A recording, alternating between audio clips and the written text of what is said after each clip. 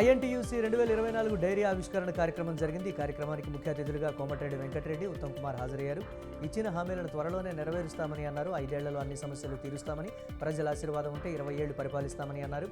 రానున్న రోజుల్లో బీఆర్ఎస్కు గట్టి బుద్ధి చెబుతామని హెచ్చరించారు. వరంగల్ జిల్లా గుర్రంపేటలో మినీ మేడారం సమ్మక్క సారలమ్మ జాతర ఏర్పాట్లపై సమీక్ష నిర్వహించారు. ఈ కార్యక్రమంలో మంత్రి సీతక్క పాల్గొన్నారు. అనంతరం మంత్రి సీతక్కకు జిల్లా కలెక్టర్ భవేష్ మిశ్రా పుష్పగుచ్చం అందించారు. ఈ నెల 20న వీరశైవ లింగాయత్ శతాబ్ది వేడుకలను రవీంద్ర భారతిలో నిర్వహిస్తున్నట్లు ఆ సంఘం రాష్ట్ర అధ్యక్షులు సంగమేశ్వర్ తెలిపారు. సోమాజిగూడ ప్రెస్ క్లబ్లో ఏర్పాటు చేసిన సమావేశంలో బ్రోచర్ను ఆవిష్కరించారు. లింగాయత్ సామాజిక వర్గానికి ఇచ్చిన హామీలను నెరవేర్చాలని కోరారు.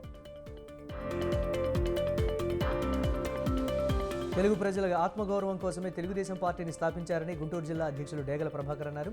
ఎన్టీఆర్తోనే రాష్ట్ర రాజకీయాల్లో చైతన్యమని, పేదవాడి ఆకలిని తీర్చిన వ్యక్తి ఎన్టీఆర్ అని తెలిపారు.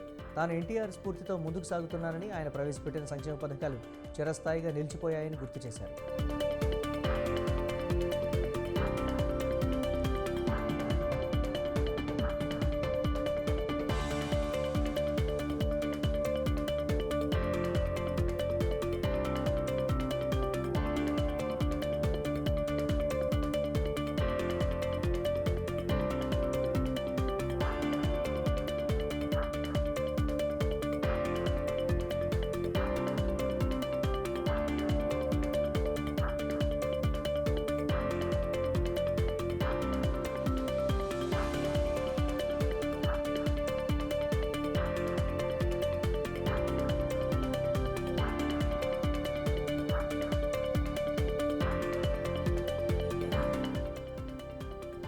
ఎన్టీఆర్ వర్ధంతి సందర్భంగా ఉయ్యూరు ఫౌండేషన్ ఆధ్వర్యంలో అన్నా క్యాంటీన్ ప్రారంభించారు. పేద ప్రజల అన్నార్తిని తీర్చేందుకు అన్నా క్యాంటీన్లను ప్రారంభించామని వాసిరెడ్డి అప్పారావు అన్నారు.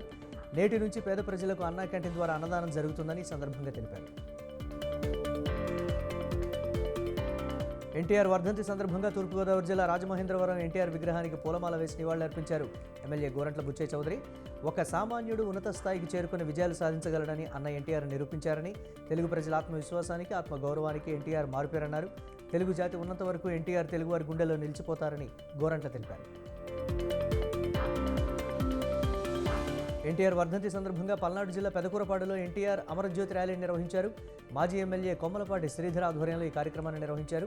ఈ కార్యక్రమంలో టీడీపీ కార్యకర్తలు పెద్ద ఎత్తున పాల్గొన్నారు. అనంతరం ఎన్టీఆర్ విగ్రహానికి పూలమాల వేసి నివాళి అర్పించారు.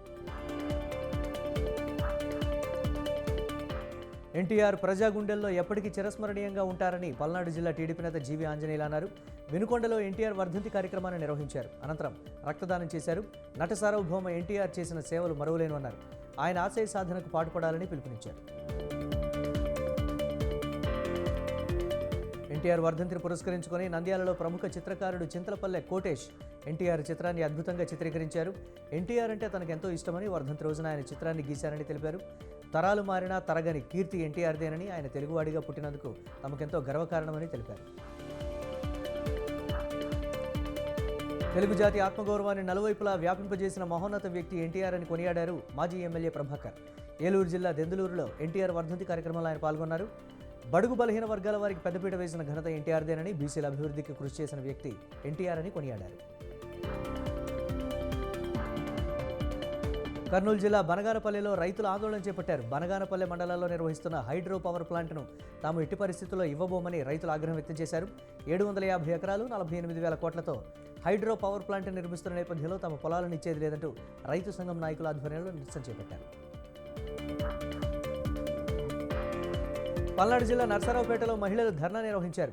రజకులకు చెందిన ₹1 కోటి స్థలాన్ని వైసీపీ నేతలు కబ్జా చేశారని ఆరోపిస్తూ రోడ్డుపై బైఠాయించారు. సీఎం జగన్ స్పందించి తమ స్థలాన్ని కాపాడాలని కోరారు.